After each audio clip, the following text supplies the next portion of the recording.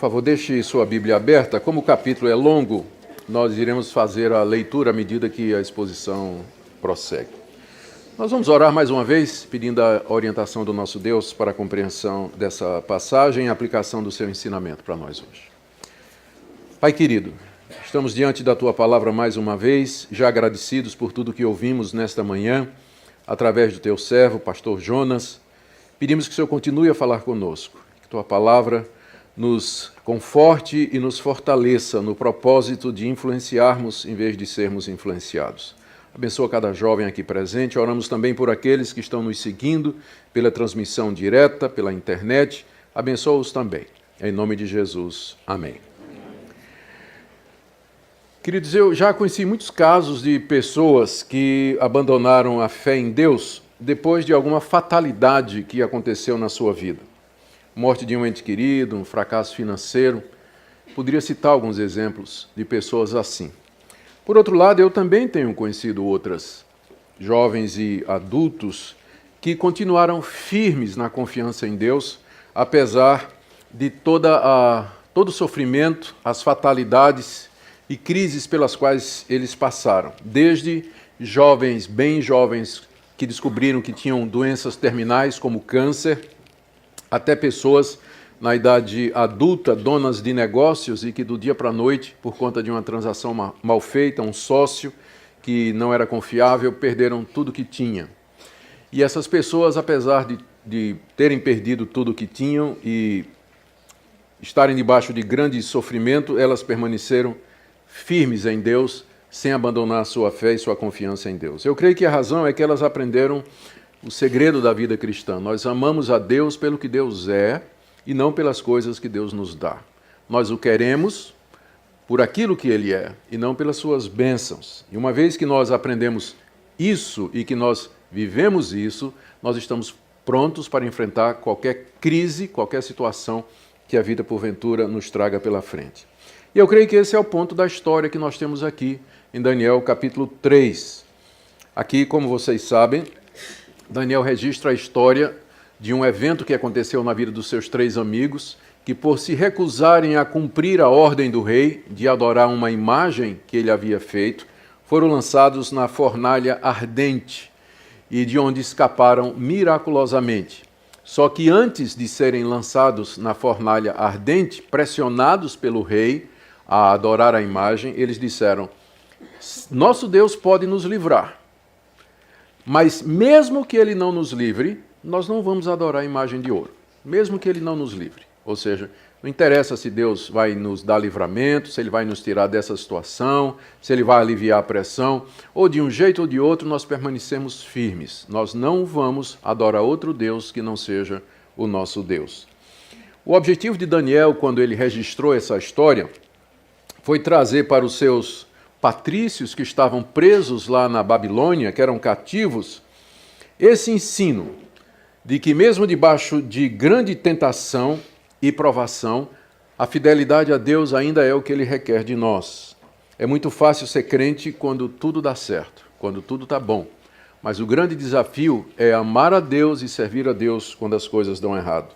E era exatamente essa a situação do povo de Deus naquela época. Eles estavam dominados por aquela potência estrangeira, haviam perdido o seu lar, haviam perdido o templo, haviam perdido os seus sacerdotes, os seus profetas, estavam em perigo de se aculturarem a idolatria e valores morais dos caldeus. Nós vimos ontem qual era o processo que era usado para isso, aquele processo de aculturação, mudar o nome, mudar a dieta, mudar a religião, mudar os costumes, mudar a língua. Eles estavam debaixo dessa pressão muito grande e muitos, sem dúvida, questionando se valia a pena servir a Deus, uma vez que Deus havia sido impotente ou não foi forte o suficiente para evitar que seu povo fosse derrotado e levado em cativeiro, tendo a sua própria religião destruída. O ponto de Daniel aqui, nesse relato, é que nós devemos servir a Deus mesmo sem esperar recompensas, mesmo quando tudo vai dar errado. E eu queria então trazer o ensino desse texto, exatamente porque acredito que, guardadas as devidas circunstâncias, nós vivemos numa situação bastante parecida. Os cristãos são hostilizados Eles recebem injúrias e calúnias e são alvos de críticas e mentiras na universidade, no trabalho, às vezes na própria família, quando a família não nos acompanha na fé. E não poucas vezes, especialmente o jovem, se pergunta se crer em Deus e continuar firme em seguir a Jesus é a coisa certa a fazer. Esse desafio é muito grande, particularmente quando a gente chega na universidade, onde nós vamos encontrar a grande pressão e a doutrinação dos professores, e também a pressão dos colegas para que nós participemos juntamente com eles em todos aqueles costumes que nós sabemos os universitários gostam de manter. Nem todos, mas prevalece no meio universitário. Vamos ver então, queridos, como Daniel faz isso. De que maneira ele usa essa história que aconteceu com seus 3 amigos para encorajar o povo de Deus a não se dobrar diante das tentativas do mundo para aculturá-los, transformá-los, mudar a identidade deles, mas é permanecer firmes na fé em Deus. Essa narrativa ela foi escrita provavelmente durante o domínio persa, não é? Quando já Nabucodonosor havia caído e Ciro já reinava sobre todo o mundo e Daniel ainda permanecia como um dos seus sábios. Do verso 1 até o verso 7, nós temos o relato de como Nabucodonosor mandou fazer uma estátua de ouro e exigiu que todos os oficiais do seu reino adorassem aquela estátua. Vamos ler do verso 1 até o verso 7. O rei Nabucodonosor fez uma imagem de ouro que tinha 27 metros de altura e 2,70 metros de largura. Era quase que um obelisco, né? Porque você vê que ela era estreita e extremamente alta, né? Era mais um obelisco. Tinha 2,70 metros tinha 27 metros de altura e 2,70 metros de largura, que ele levantou na planície de Dura, na província da Babilônia. Então o rei Nabucodonosor mandou reunir os sátrapas, os prefeitos, os governadores, os juízes, os tesoureiros, os magistrados, os conselheiros, todos os oficiais das províncias, para que viessem à cerimônia da inauguração da imagem que o rei Nabucodonosor tinha levantado. Então se reuniram os sátrapas, os prefeitos, governadores, os juízes, os tesoureiros, os magistrados, os conselheiros e todos os oficiais das províncias para a cerimônia de inauguração da imagem que o rei Nabucodonosor tinha levantado. E ficaram em pé diante da imagem que Nabucodonosor tinha levantado. E nisso o arauto proclamou em alta voz: ordena-se a vocês, pessoas de todos os povos, nações e línguas, que no momento em que ouvirem o som da trombeta, da flauta, da harpa, da cítara, da lira, da gaita de foles e de todo tipo de música, vocês se prostrem e adorem a imagem de ouro que o rei Nabucodonosor levantou. Quem não se prostrar e não adorar, será no mesmo instante lançado na fornalha de fogo ardente. Assim, quando ouvir o som da trombeta, da flauta, da harpa, da cítara, da lira e de todo tipo de música, pessoas de todos os povos, nações e línguas se prostraram e adoraram a imagem de ouro que o rei Nabucodonosor tinha levantado. Aqui o rei faz esta inauguração da estátua de ouro que ele tinha levantado, aquele obelisco gigantesco, não é? E ele então chama toda a sua administração. Note que também estavam representantes de todas as províncias, ou seja, de todos aqueles povos que Nabucodonosor havia conquistado. Eles são mencionados diretamente aí no verso 4, né? Quando o arauto proclama em alta voz: ordena-se a vocês, pessoas de todos os povos, nações e línguas. Então não era só a administração do rei, mas os representantes de todas aquelas nações que estavam debaixo do domínio de Nabucodonosor. Os estudiosos acham que isso aqui foi cerca de 19 anos depois do sonho que Nabucodonosor teve e que está no capítulo 2, que eu quero ver com vocês. Por que 19 anos? Porque mais ou menos 19 anos antes disso aqui, porque mais ou menos nessa época, Nabucodonosor havia conquistado a Síria. Ele tinha voltado de uma incursão vitoriosa, incursão militar na Síria, e seria então mais um motivo de celebração. Então, os historiadores fazem esse cálculo. No capítulo 2, que não faz parte da nossa série, tem aquela conhecida história de quando Nabucodonosor teve um sonho e ele acordou muito perturbado com aquele sonho. Primeiro, ele sabia que tinha tido um sonho, mas não lembrava o que era. E segundo, ele lembrava que o sonho tinha algum significado e ele não tinha a menor ideia do que era. Então ele fez uma coisa extremamente razoável. Ele chamou os sábios, chamou os magos, os caldeus, os adivinhos e disse: olha, eu tive um sonho e eu quero saber esqueci, eu quero que vocês me digam qual foi o sonho e qual o significado dele. Bastante razoável, né? E se vocês não me disserem, então eu vou mandar matar todos vocês e destruir a casa de vocês. E vocês têm 3 dias para fazer isso. Tocou o horror lá, porque ninguém, né, tinha a menor ideia do que tinha acontecido. E aí, então, os guardas, para cumprir a ordem do rei, chegaram para Daniel, para prender Daniel. Daniel era um dos conselheiros do rei. E ele perguntou: mas o que está acontecendo, né? E aí o chefe da guarda explicou. E Daniel disse: não, dá um tempinho aqui, nós vamos orar. Aí chamou seus 3 amigos, eles oraram, e à noite Deus revelou a Daniel o sonho de Nabucodonosor e lhe deu o significado. E aí trouxeram Daniel apressadamente diante do rei, porque o prazo já estava esgotando, e o rei perguntou: você tem condição de me revelar isso aí? E Daniel disse: eu não tenho, mas há um Deus nos céus que conhece os mistérios. E ele revelou a você, rei, o que é que vai acontecer. Aí Daniel contou o sonho que o rei tinha tido. Que o rei tinha sonhado com uma estátua que tinha uma cabeça de ouro, peito de prata, barriga de bronze, pernas de ferro e pés de barro.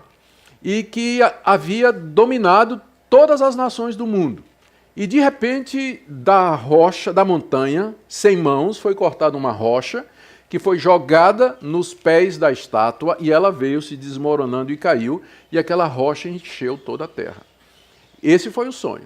E a interpretação que Daniel deu a Nabucodonosor do sonho foi de que ele era a cabeça de ouro. Tu, ó rei, és a cabeça de ouro. Tu és rei dos reis. Deus te deu domínio sobre tudo e todos.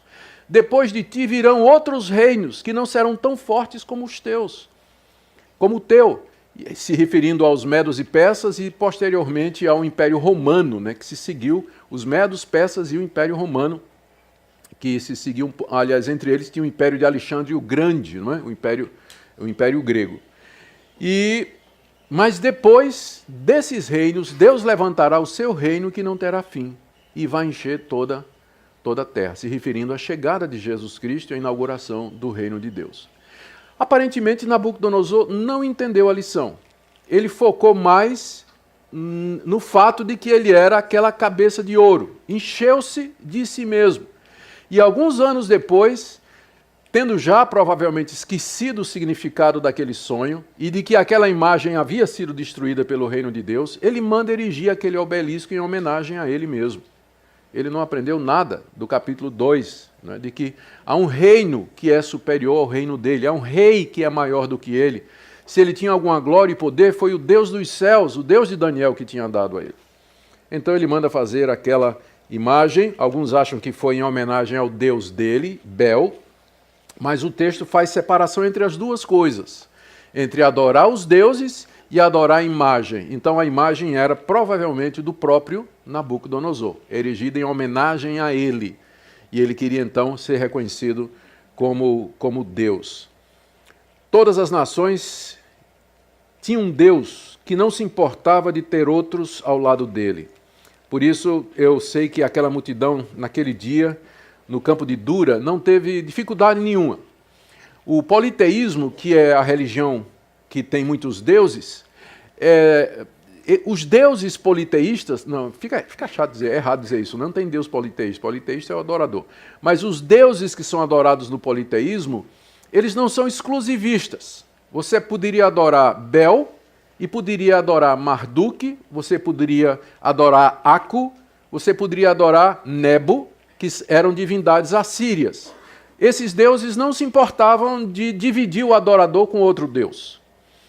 O único Deus no Antigo Oriente que era exclusivo era Yahvé. Yahvé não admitia que o seu adorador o dividisse com outro Deus. Tinha que ser ele mesmo. Então era o monoteísmo. A religião dos judeus era monoteísta. De todos os demais povos era politeísta. Então essa ordem aqui, para que aqueles povos de muitas religiões diferentes se curvassem diante da imagem do imperador e adorassem os seus deuses, era só acrescentar mais um deus à lista de deuses que eles já adoravam. Mais um santo, né? A lista de santos que eles já tinham. Não tinha problema nenhum. Mas era um problema para os judeus, isso aqui.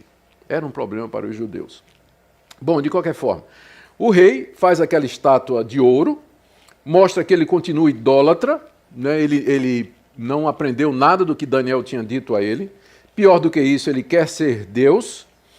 E faz uma festa de inauguração no campo de Dura. Esse campo fica a cerca de 10 quilômetros do centro de Babilônia. E ele, como nós vimos, convida toda a sua administração, autoridades, representação dos povos, e aí vem o momento em que, ao som da música, todos deveriam se ajoelhar diante da imagem do ídolo, né, daquela estátua que ele tinha feito, e adorar sob pena de morte. Sob pena de morte. Aqui está dizendo, a ordem do rei é que aquele que não se prostrar, estou lendo no verso 6, será no mesmo instante lançado na fornalha de fogo ardente. Nabucodonosor era muito cruel, ele gostava de matar as pessoas, mas ele tinha um gostinho pela fornalha ardente. Lá em Jeremias 29, verso 22, está dito que ele assou 2 reis de Israel no fogo, Zedequias e Acabe. Então ele já tinha experiência de assar gente no fogo, né? Ele gostava do cheiro, né? Né? Não precisa botar fumaça não, por favor. Né? Ele gostava disso. E agora ele continua com seu método predileto de execução, que é a fornalha ardente. Quem não se curvasse diante da imagem, essa pessoa seria jogada dentro da fornalha acesa. Essas fornalhas eram geralmente usadas para cozer tijolos. Era assim que se faziam tijolos até o dia de hoje. Em olarias antigas, fogo de lenha, o tijolo é cozido, então, nessas fornalhas. Então, lendo o texto, você tem a impressão de que era um buraco no chão, né? Porque diz que joga, né? Mas você vai ver depois que, na verdade, era uma construção que tinha uma entrada e dentro, então, havia toda aquela lenha, todo aquele fogo, né? Todo aquele fogo. Muito bem, quando, então, tocaram a música, todo mundo se curvou. Menos 3. Agora imagina, aquele mar de gente abaixando, 3 cabecinhas em pé. Todo mundo baixou, né? Mas 3 ficaram em pé.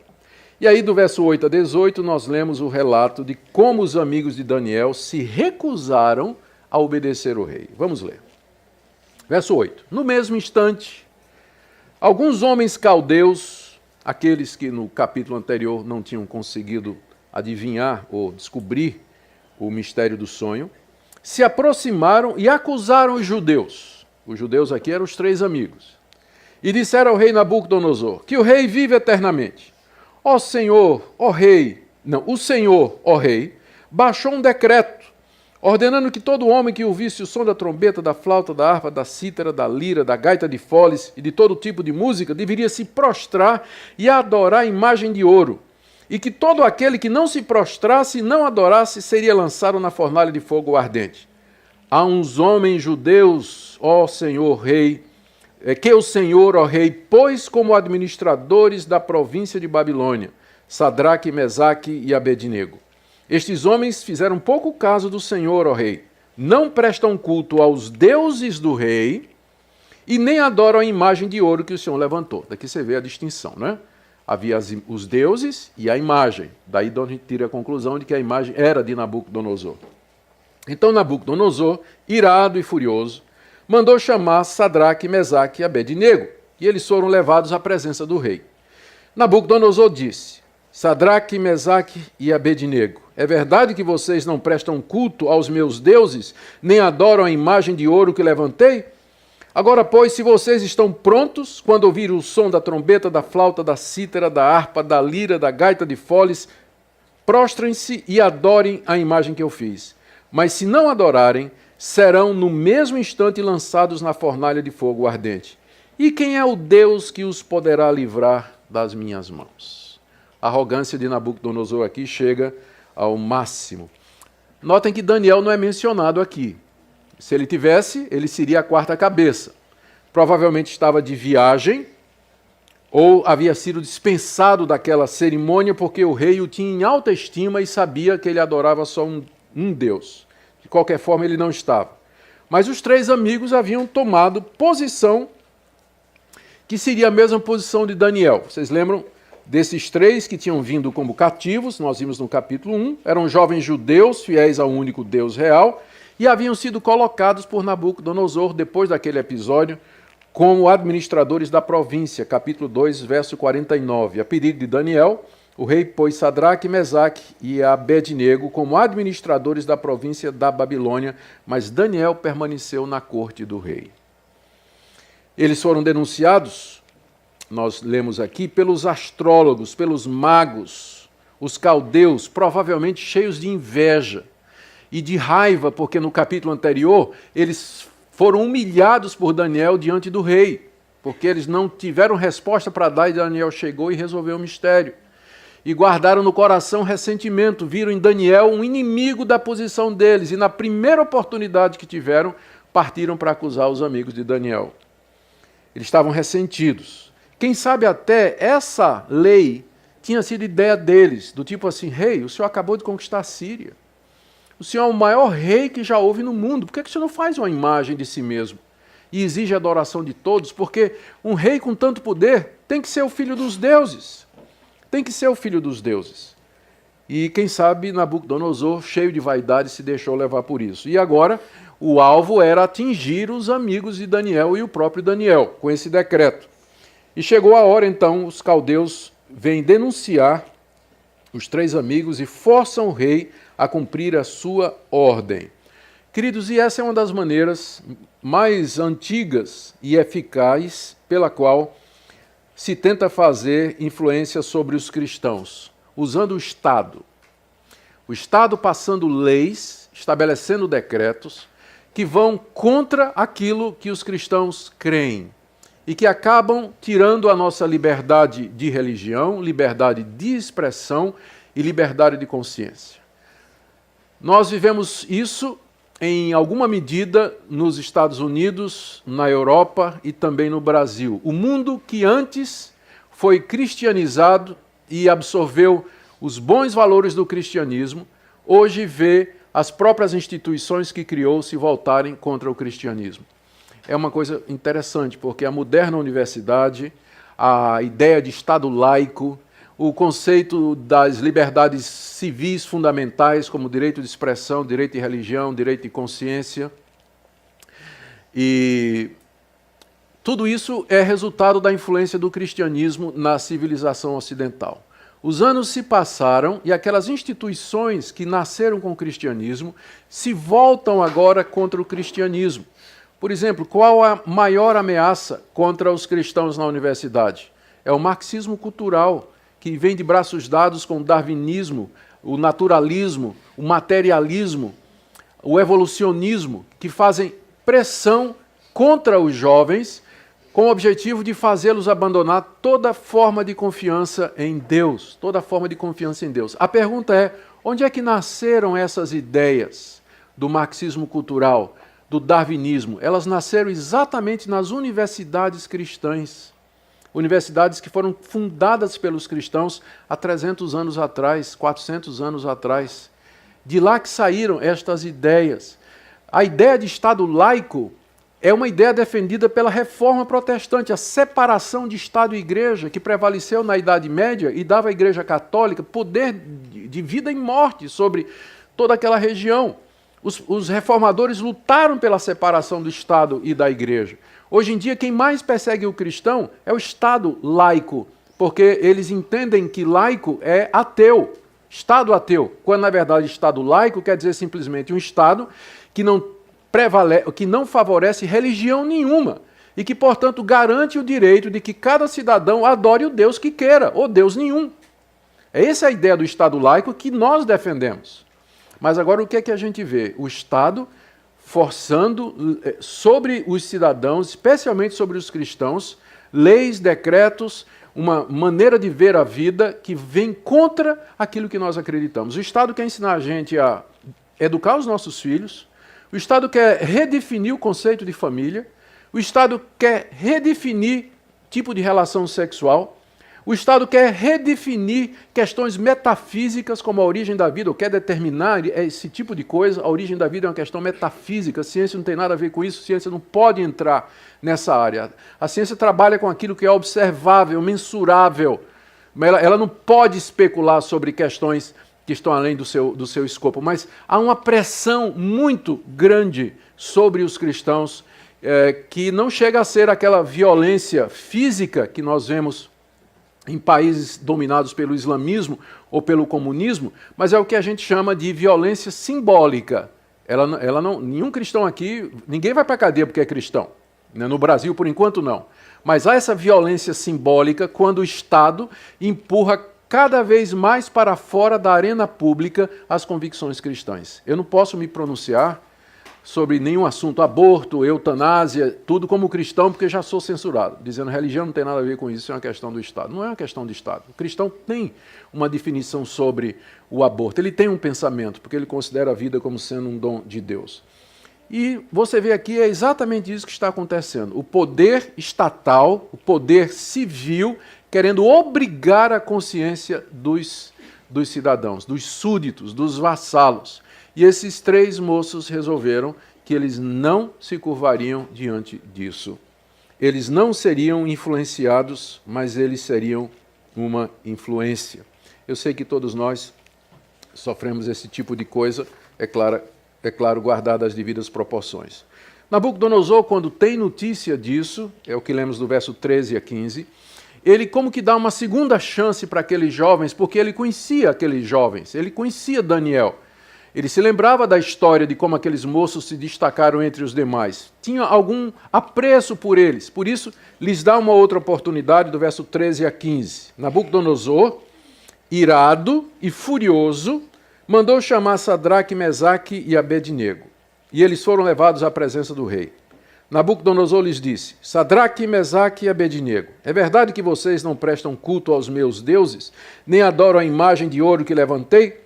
Agora, pois, se vocês estão prontos, quando ouvirem o som da trombeta, da flauta, da cítara, da harpa, da lira, da gaita de foles, prostrem-se e adorem a imagem que eu fiz.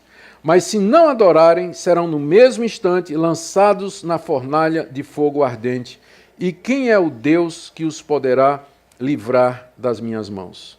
Sadraque, Mesaque e Abednego responderam ao rei: Ó Nabucodonosor, quanto a isso, não precisamos nem responder. Se o nosso Deus a quem servimos quiser livrar-nos, ele nos livrará da fornalha de fogo ardente e das suas mãos, ó rei. E mesmo que ele não nos livre, fique sabendo, ó rei, que não prestaremos culto aos seus deuses e nem adoraremos a imagem de ouro que o Senhor levantou. Aqui o rei está tão furioso, né? Mas ele, como eu disse, dá uma chance para eles. Vocês estão prontos? Vou mandar tocar de novo. Olha aí, gente, pessoal da banda, de novo, peraí, vamos tocar de novo. Vou mandar tocar de novo. Quando eu tocar, vocês têm que se ajoelhar e adorar a imagem de ouro que eu levantei. E se vocês não fizerem isso, vocês vão ser assados, como eu assei Zedequias e Acabe, os reis de Israel. Quem vocês pensam que são? Eu assei os reis de vocês na minha fornalha. E agora, se vocês não se curvarem, é o que eu vou fazer com vocês. E quem é o Deus que vai livrar vocês da minha mão? Vocês acham que esse Deus de vocês vai livrar vocês? Ele não livrou a nação de vocês da minha mão? Vocês são cativos hoje do meu poder? Essa confiança no Deus de vocês é furada. Esse Deus ou não existe, ou ele é fraco. Ou ele não existe, ou ele é fraco. Não é essa pressão que vem sobre nós? Onde está o Deus de vocês diante do mal, da prevalência do mal, da violência, da crueldade? Não é? Esse Deus, por que ele não livra você? Por que ele não salva você? Por que ele não faz a diferença na sua vida? E a resposta daqueles moços, nós acabamos de ler, eles continuavam dispostos a não adorar a imagem. Não é? Eles adorariam o Deus de Israel. E eles disseram aqui que estavam dispostos a continuar fiéis a Deus, mesmo se Deus resolvesse não livrá-los. Olha, outra vez, eu penso que essa é a passagem central aqui, do verso 17. Se o nosso Deus a quem servimos quiser livrar-nos, ele nos livrará da fornalha de fogo ardente e das suas mãos, ó rei. E mesmo que ele não nos livre, fique sabendo, ó rei, que não prestaremos culto aos seus deuses. aqui está um dos versículos que a gente usa para dizer que a oração verdadeira, aqui é a verdadeira oração da fé. É a verdadeira oração da fé. Você precisa mais fé para orar dessa forma do que para dizer: Deus, eu decreto a minha libertação. Eu decreto que Nabucodonosor caia por terra agora. Em nome de Jesus, caia por terra. É preciso mais fé para você dizer isso aqui do que você decretar esse tipo de coisa. Porque aqui você se coloca totalmente dentro da vontade de Deus. Deus, se o Senhor quiser me livrar dessa fornalha, o Senhor vai me livrar. Mas se o Senhor não quiser me livrar, eu vou ser assado como Zedequias e Acabe. Mas ainda assim, eu continuarei fiel ao Senhor. Porque eu te sirvo e eu te amo, não pelo que o Senhor me dá, mas pelo que o Senhor é. O Senhor é o único Deus verdadeiro. Eu não me curvarei a outro Deus, não importa o que vier na minha frente. Eu penso que essa é a atitude, que é o ponto que Daniel está querendo passar aos seus leitores que estavam cativos na Babilônia, e eu creio que essa é a mensagem do capítulo 3 para nós. Que nós devemos nunca nos deixar influenciar em troca de benefícios materiais, mas confiar em Deus, ainda que isso nos custe nossa reputação, nosso conforto, nosso nome e tudo mais que aquilo que nós tivermos aqui nessa vida. Agora, veja que o que se pediu para aqueles moços não foi que eles abandonassem o Deus deles. Ninguém está pedindo aqui. Não, você tem que negar. Está pedindo só que você dê uma curvadinha. Ó, só isso. Ó. Só isso, uma vez só. Não precisa fazer isso. E você escapa da fornalha de fogo.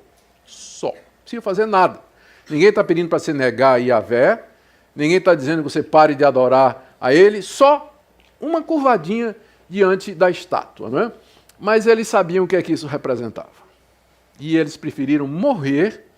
Eles não tinham certeza se Deus ia livrá-los. Sabiam que Deus podia. Não sabiam se Deus queria, que há uma diferença, não é? A gente sabe que Deus pode, mas a gente não sabe se Ele quer, porque Ele pode ter outros planos. Então, mas isso não fazia diferença para eles. Eles disseram: nós não vamos dobrar o nosso joelho diante do que você quer. Do verso 19 a 23, nós temos o relato da como Nabucodonosor, irado, mandou aquecer a fornalha 7 vezes mais e lançar os rapazes ali dentro, né? aqueles moços. Verso 19 a 23. Então, Nabucodonosor se encheu de fúria e o aspecto do seu rosto se alterou. Né? Dava para ver pela cara do rei que ele estava muito zangado. Se alterou em relação a Sadraque, Mesaque e Abednego. Ordenou que se esquentasse a fornalha 7 vezes mais do que de costume.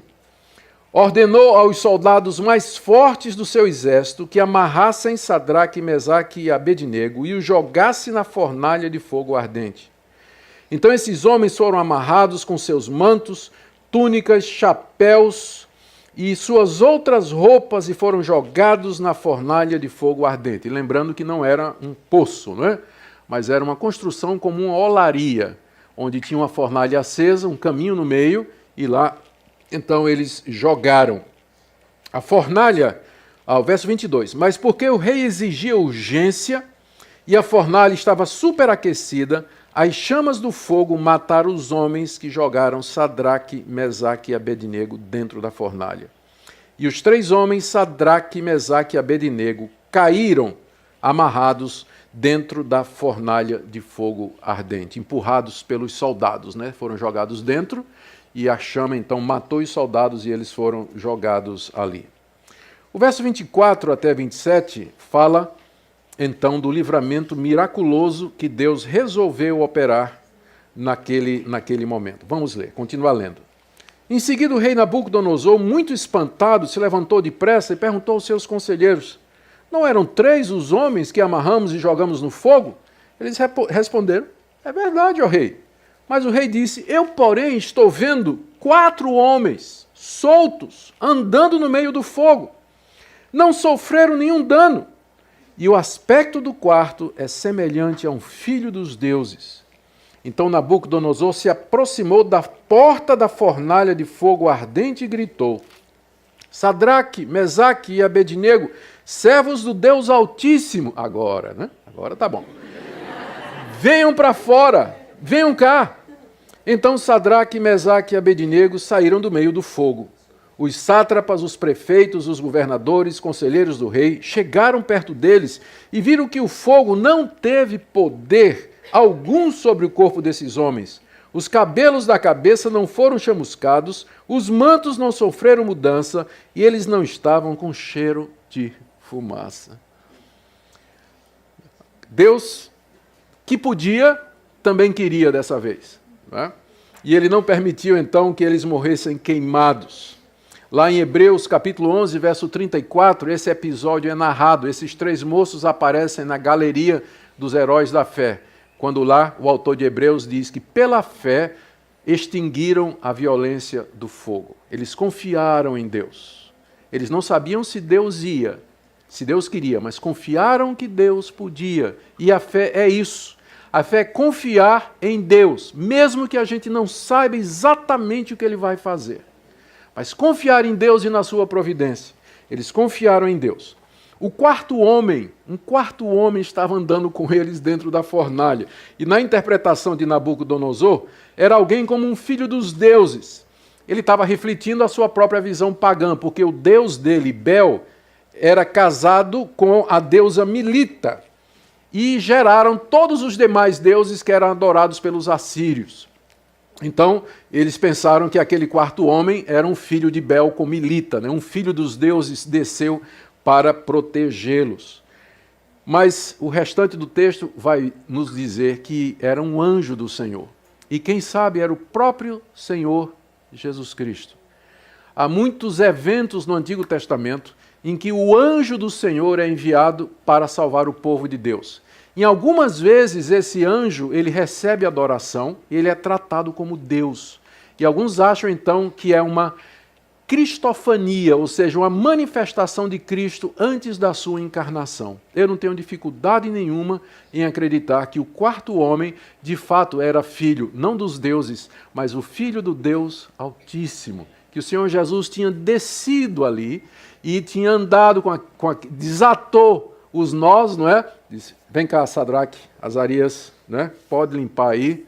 Né? Ficou com eles ali e nenhum mal lhes sucedeu. É interessante que na versão dos 70, na Septuaginta, que foi uma tradução do hebraico para o grego, feita 150 anos antes de Cristo, se inseriu aqui no livro de Daniel a oração de Azarias e o cântico dos 3 jovens, que é mantido na Bíblia da Igreja Católica, não é? Que a gente considera um livro apócrifo. E é apócrifo mesmo.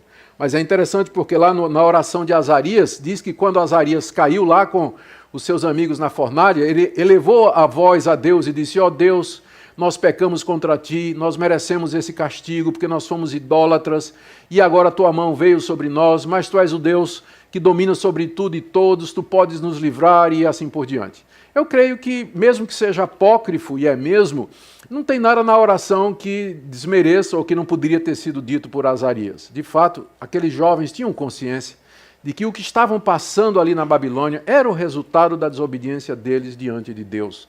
Mas ali eles estavam dispostos a permanecer fiéis na terra do cativeiro, e Deus teve misericórdia deles. Do verso 28 até o final do capítulo, nós temos a reação de Nabucodonosor. Nabucodonosor disse, bendito seja o Deus de Sadraque, Mesaque e Abednego, que enviou o seu anjo e livrou os seus servos, que confiaram nele, pois não quiseram cumprir a palavra do rei, preferindo entregar o seu corpo a servir e adorar um Deus que não era o Deus deles.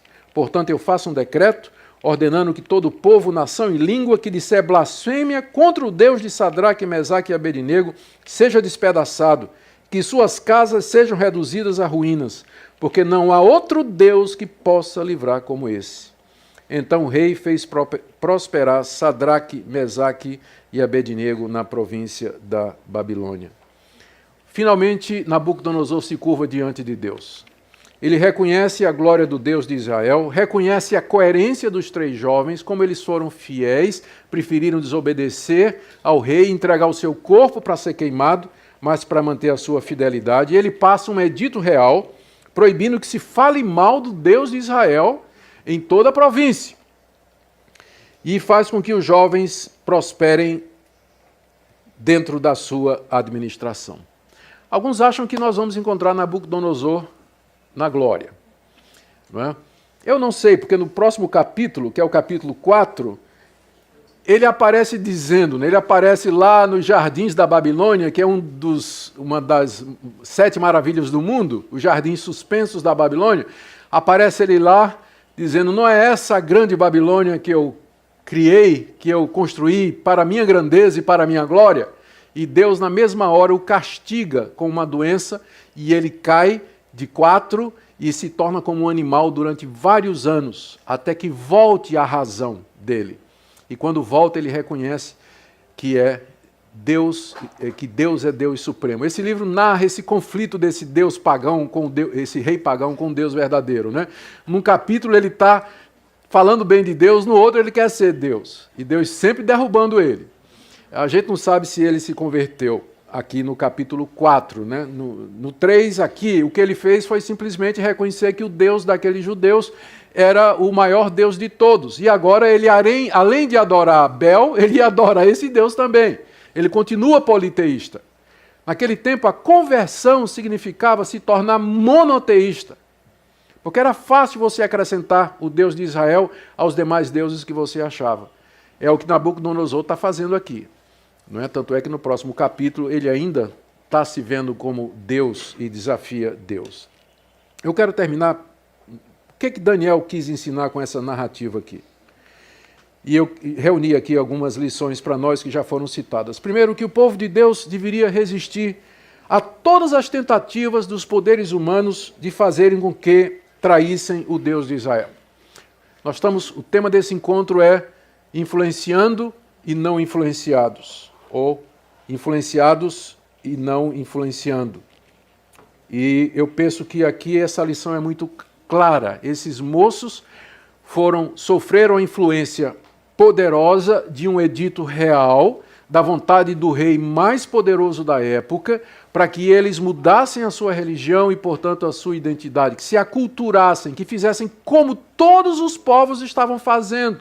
Como eu disse, foram só 3 cabeças que ficaram erguidas diante daquele mar de gente ajoelhada diante da imagem.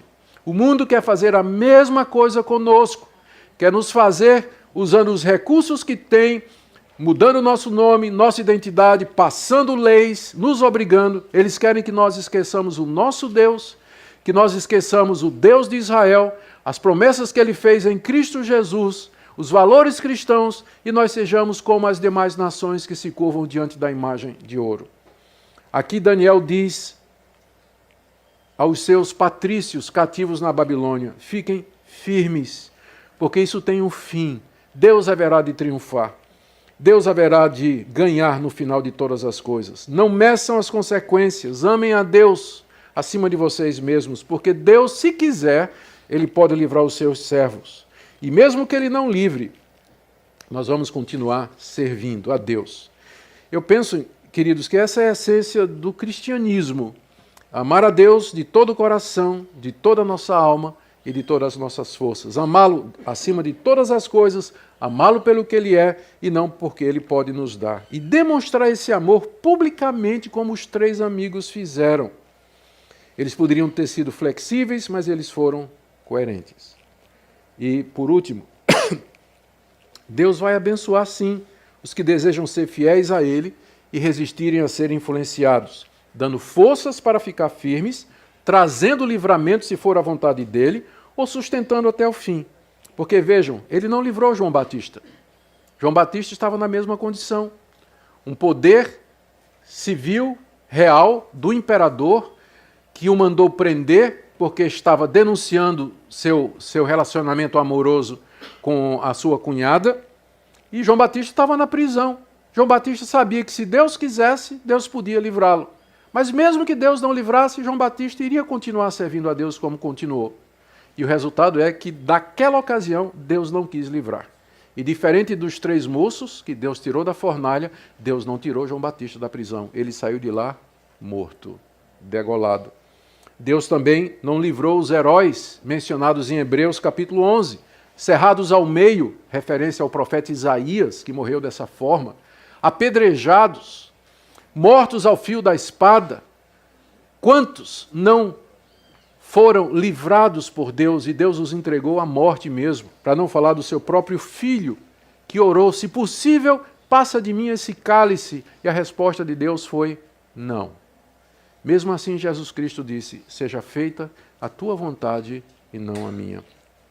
Por isso, queridos, termino aqui com essa aplicação. Talvez a vocês que estão aqui nessa manhã e que estão sendo tentados no ambiente que vocês estão, na universidade, no trabalho, na família, são tentados, pressionados a se aculturar, são influenciados a ser como o mundo, no namoro, no uso do dinheiro, na maneira como vocês gastam o tempo de vocês, na maneira como vocês se relacionam com as pessoas, maneira como vocês usam as mídias sociais.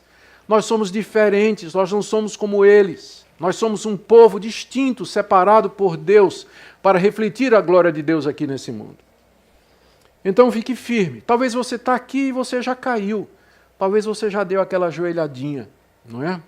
E no fundo do seu coração você sabe que você não tem sido fiel a Deus. E que você tem sido vacilante, que você tem dividido a sua lealdade, talvez com receio, talvez com medo. Eu queria nesta manhã convidar você a confiar em Deus, a renunciar a tudo aquilo que é duvidoso na sua vida e que você sabe muito bem, a resistir à pressão para você ser igual ao mundo. E para que todos nós assumamos publicamente que se baixe toda a cabeça, mas que as nossas fiquem erguidas. Nós servimos a Deus e a Ele somente. Nós não nos curvaremos aos deuses desse mundo. Amém? Vamos orar. Ó Deus, nós não queremos ser influenciados pela sociedade que tem valores anticristãos, não queremos ser influenciados pelos nossos professores na universidade, que nos pressionam, ridicularizam, pelos amigos que fazem bullying quando nós dizemos que temos um padrão cristão de namoro, de relacionamento, sobre sexo. Pedimos, ó Deus, que o Senhor nos dê coragem para ficar firmes, enquanto ao nosso redor nossos amigos se dobram diante dos deuses desse mundo.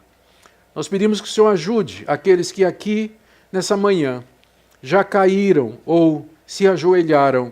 Nós pedimos que o Senhor os levante, que o Senhor os perdoe, que o Senhor os transforme e dê coragem para dar testemunho do Deus vivo aqui nesse mundo.